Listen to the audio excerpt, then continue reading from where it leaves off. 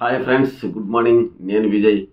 So గత 5 రోజుల నుంచి నాకు డ్యూటీ ఉంది. ట్రైనింగ్ ఉన్నందువల్ల వీడియో చేయలేకపోయా. పల్లవి ప్రశాంత్ విషయం చాలా విషయాలు ఉన్నాయి మామూలుగా మాట్లాడుకోవాల్సినవి. సో అవన్నీ కూడా తర్వాత వరుసగా పెడతాను నేను వీడియోలు. ఎవరు కూడా స్కిప్ చేయకుండా కంటిన్యూ చూడండి ఫ్రెండ్స్.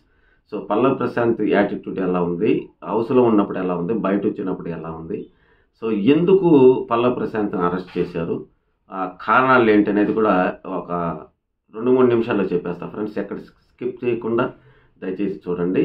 అదేవిధంగా ఎవరైనా కొత్తగా చూస్తున్నట్లయితే తప్పకుండా లైక్ చేయండి, షేర్ చేయండి, సబ్స్క్రైబ్ చేయండి. సబ్స్క్రైబ్ చేసేటప్పుడు ఆల్ అని దగ్గర యాక్టివేట్ చేసుకుంటే నేను చేసే ప్రతి వీడియో కూడా మీకు నోటిఫికేషన్ రూపంలో రావడం జరుగుతుంది.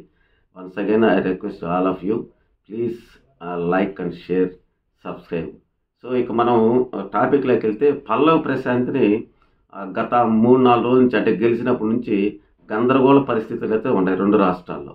సో అందరూ కూడా ఫైర్ అవుతున్నారు.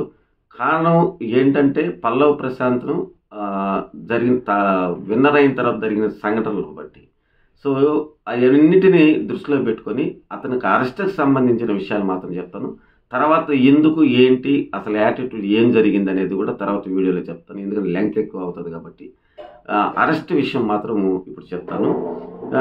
పల్లవి ప్రశాంత్ కనిపించడం లేదు అని స్విచ్ ఆఫ్ చేసుకోవడం సెల్లు అని చెప్తే, పల్లవి ప్రశాంత్ ఒక వీడియో రిలీజ్ చేశాడు. నేను ఎక్కడికి పారిపోలేదు, నేను మా ఇంటికన్నా ఉన్నానని చెప్పేసి. సో పోలీసులు అయితే పోయి అతన్ని అరెస్ట్ చేయడం జరిగింది.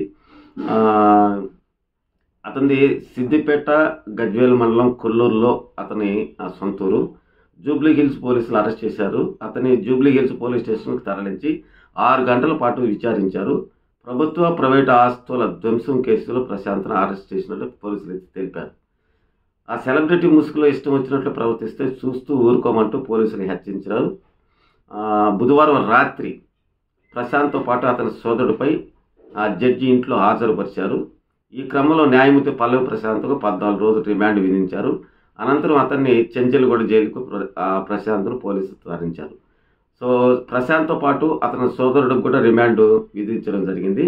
ఈ విషయమై పోలీసులు ఏం చెప్పారంటే, అన్నపూర్ణ స్టూడియో వద్ద జరిగినటువంటి ఘటనపై పల్లవి ప్రశాంత్పై సుమోటోగా కేసు నమోదు చేశామని చెప్పారు. ఈ ఘటన నేపథ్యంలో పల్లవి ప్రశాంత్ తదితరులపై 9 సెక్షన్ల కింద కేసులు నమోదు చేశామని చెప్పారు. అతని కారు డ్రైవర్లు సాయి కిరణ్, రాజులు కూడా అరెస్ట్ చేశారని చెప్పారు పోలీసులు. బుధవారం రాత్రి పల్లవి ప్రశాంత్ అతని సోదరుడు మహావీర్లను అరెస్ట్ చేసినట్టు తెలిపారు. ఇది జరిగింది అరెస్ట్కి సంబంధించి. సో ఈ అరెస్ట్కి ముందు పెద్ద డ్రామానే జరిగింది. తర్వాత పల్లవి ప్రశాంత్ విన్ అయిన తర్వాత, బయట వచ్చిన తర్వాత అతను ఏమేమి చేశాడు, తర్వాత విలేకరులు అందరూ అన్ని ఛానల్స్ విలేకరులు అడిగిన ప్రశ్నలకు అతను ఏ విధంగా సమాధానం చెప్పాడు, సో అతను ఏ విధంగా మాట తప్పాడు, ఈ విషయాలన్నీ కూడా మరొక వీడియోలో పెడతాను ఫ్రెండ్స్. దాన్ని తప్పకుండా చూడండి, వాస్తవాలు తెలుసుకోండి. సో ఇప్పుడు కూడా ఎవరైనా లైక్ చేయకుండా లైక్ చేయండి, సబ్స్క్రైబ్ చేయండి friends. Thank you very much.